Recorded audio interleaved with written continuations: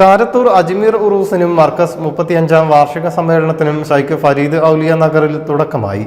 കോഴിക്കോട് ഖാസി സയ്യിദ് മുഹമ്മദ് കോയ തങ്ങൾ ജമലുല്ലൈലി പതാക ഉയർത്തി. കോഴിക്കോട് ഖാസി സയ്യിദ് മുഹമ്മദ് കോയ തങ്ങൾ ജമലുല്ലൈലി തങ്ങൾ പതാക ഉയർത്തി. സമസ്ത കേരള ജമഅത്തുൽ ഉലമ ജനറൽ സെക്രട്ടറി ജാമിയ ഉസ്താദ് കെ ആലിക്കുട്ടി മുസ്ലിയാർ പരിപാടി ഉദ്ഘാടനം ചെയ്തു. കുറുക്കോളി മൊയ്തീൻ MLA അധ്യക്ഷനായി.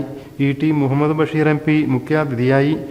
അബ്ദുസമദ് പൂക്കോട്ടൂർ, GM സലാഹുദ്ദീൻ ഫൈസി വല്ലപ്പുഴ, സയ്യിദ് ഫൈസി കൊല്ലം, PM റഫീഖ് അഹമ്മദ്, അൽ ഹാഫിള് സിദ്ദിഖ് ഫൈസി, കാടാമ്പുഴ മൂസ ഹാജി, ശിഹാബുദ്ദീൻ ദാരിമി മാതാപ്പുഴ, സമസ്ത മുഫത്തിഷ് മൊയ്തീൻ കുട്ടി ഹസനി, മൂസ മുസ്ലിയാർ, അസ്ലം അൻവാരി, സാജിദ് മൗലവി, തർമൽ സിദ്ദിഖ് ഹാജി, ജലീൽ കൈനിക്കര തുടങ്ങിയവർ സംബന്ധിച്ചു.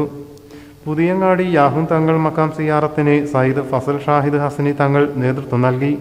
വൈകിട്ട് 7-ന് സംഘടിപ്പിച്ച മതപ്രഭാഷണ വേദി പാണക്കാട് മുഈൻ അലി ശിഹാബ് തങ്ങൾ ഉദ്ഘാടനം ചെയ്തു. സമസ്ത കേന്ദ്ര മുഷാവറ അംഗം MP മുസ്തഫൽ ഫൈസി അധ്യക്ഷനായി. സയ്യിദ് KK തങ്ങൾ വെട്ടിച്ചിറ, തിരുവനന്തപുരം സെൻട്രൽ ജുമാ മസ്ജിദ് ചീഫ് ഇമാം നവാസ് മന്നാനി പനവൂർ എന്നിവർ സംബന്ധിച്ചു.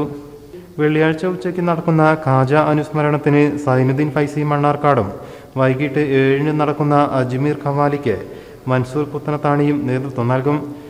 News desk media mission.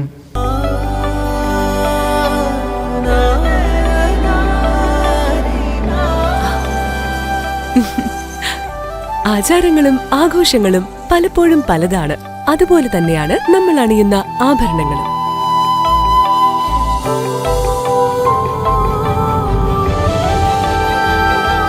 ജീവിതത്തിലെ ഓരോ നിമിഷങ്ങളും അവിസ്മരണീയമാക്കുന്നു Azad gold and diamonds. Azad gold and diamonds, Thazhepalam, Tirur.